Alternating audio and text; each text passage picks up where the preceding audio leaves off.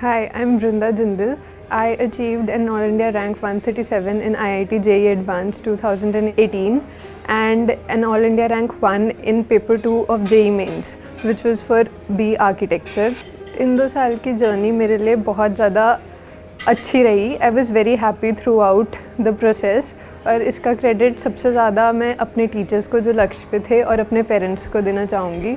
उन लोग ने हर स्टेप पे मुझे गाइड किया एंड सपोर्ट किया और मतलब मुझे कॉन्फिडेंस दिलवाया कि मैं ये सब अचीव कर सकती हूँ. तो सबसे ज़्यादा क्रेडिट उनको मेरी अचीवमेंट्स का उन्हें मिलता है. The material provided by Lakshya was there with me at every step to help me. उसकी वजह से ही मेरे सारे कंसेप्ट्स क्लियर हुए और सारी थ्योरी वगैरह उसी से हमने समझी थी. रोबोमेट प्लस ने सारे डाउट्स क्लियर करने में और जो उसके वीडियो लेक्चर्स है उससे काफ़ी कॉन्सेप्ट्स भी हमारे क्लियर हो गए थे. तो मतलब सबसे ज़्यादा जो भी हमने मटेरियल यूज़ किया वो वही था जो हमें लक्ष्य से मिला था. एंड रोबोमेट की जो वीडियो लेक्चर्स हैं वो काफ़ी हेल्पफुल रहे थे. उसमें सारा एकदम क्लासरूम एनवायरनमेंट और सारा मतलब हेल्प मिला कि अपनी पेस पे हम लोग सीख पाए थे कि जिस पेस पे मैं जो डाउट आता था वो बारी बारी देख के क्लियर हो गया और बहुत हेल्प मिला था उससे हमें. एज़ ऑफ नाउ अभी मैं IIT बॉम्बे में कंप्यूटर साइंस ज्वाइन करूँगी. So for the next 4 years I will be concentrating on my studies. IIT का इन्वायरमेंट इतना ज़्यादा ओपन होता है और हमें इतना एक्सपोजर मिलता है कि हम काफ़ी कुछ सीखने को मिलेगा वहाँ पे जिससे आगे की क्या करना है वो डिसाइड करना आसान हो जाएगा. तो अभी मैं अपने आप को ओपन रख रही हूँ, सारी ऑप्शंस को एक्सप्लोर करूँगी और फिर विल सी कि आगे क्या होता है. जूनियर्स को तो बस मैं यही कहना चाहूँगी कि अगर मैं यहाँ पे हो सकती हूँ ना तो ट्रस्ट में कोई भी यहाँ पे हो सकता है. 10th में ना कुछ ज़रा सा भी आइडिया नहीं था कि इतना हम कर पाएंगे, पर बस टीचर्स में फेथ रखना चाहिए.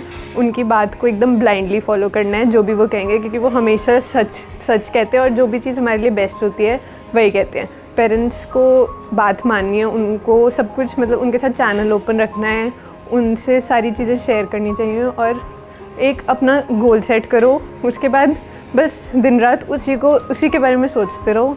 उसे अचीव करने के लिए जो भी करना है वो करो और फिर बस खुश रहो पूरी जर्नी में. रिज़ल्ट के बारे में नहीं ज़्यादा सोचना, सब होगा अगर हमने मेहनत की है.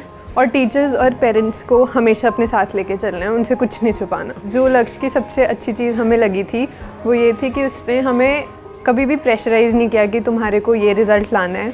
उन्होंने बस हमें ये सिखाया कि मेहनत करनी है ज़िंदगी में और सब कुछ हमें मिलेगा. और ऊपर से टीचर्स जो थे और जो बाकी स्टाफ था बहुत हेल्पफुल था. उन्होंने हर स्टेप पे हमें गाइड किया और एकदम एक होमली सा एनवायरनमेंट प्रोवाइड किया जिससे शायद हम लोग भी उसी की वजह से अब इन एग्ज़ाम्स में अपना बेस्ट दे पाए. जब हम 10th से आते हैं तो मेरा तो जो था, मेरे को ज़्यादा सिटिंग देने की आदत नहीं थी. तो जो सबसे पहला स्टेप होता है वो ये होता है कि ऐसे नहीं, हमें काउंट नहीं करना कि हम कितना आवर्स पढ़ते थे. मैं तो ऐसा करती थी और उसके बाद बस मन लगा के पढ़ना है. चाहे 2 घंटे पढ़ो, फिर उसके बाद थोड़ी ब्रेक ले लो, चाहे 3 घंटे पढ़ो, पर थोड़ी लंबी सिटिंग देनी है और उसके बाद अच्छे से पढ़ना है कि मतलब हर चीज़ की डेप्थ में जाके ऊपर से नहीं पढ़ना. क्योंकि जो भी चीज़ अभी हम पढ़ेंगे हमें वो पूरे 2 साल के लिए याद रखनी है और कॉन्सेप्ट क्लियर करने हैं. और बाकी जो लर्निंग वाला पार्ट होता है जैसे इनऑर्गेनिक केमिस्ट्री वगैरह, वो तो 12th में हमें अच्छे से याद करनी है, उसके बिना तो नहीं चलता है.